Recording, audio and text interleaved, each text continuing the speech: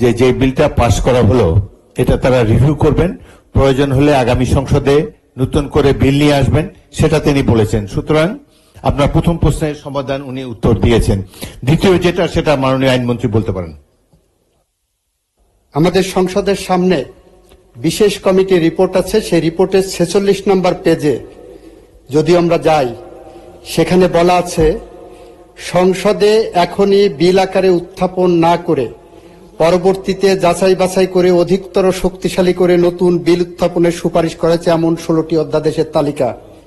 মাননীয় স্পিকার, স্পষ্ট আমরা বিশেষ কমিটির রিপোর্টের বাইরে এখনো যাইনি।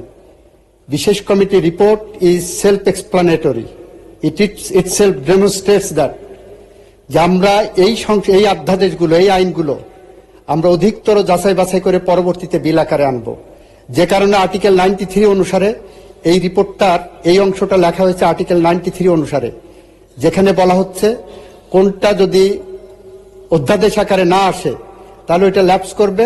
পরবর্তীতে আমরা বলেছি, আমরা গুম কমিশন নিয়ে আলোচনা করেছি, মানবাধিকার কমিশন নিয়ে আলোচনা করেছি, আমরা সবগুলো নিয়ে আলোচনা করব এবং উনাদের সহই আলোচনা করব। মাননীয় স্পিকার, আমরা কোনোটাই এই 16টার এই সংসদে দাঁড়িয়ে আমি বলছি যে কোনোটাই আলোচনার বাইরে থাকবে না। মাননীয় স্পিকার, সবগুলোই আবার আসবে আলোচনার ভিত্তিতেই, এটা সমাধান হয়। মাননীয় স্পিকার।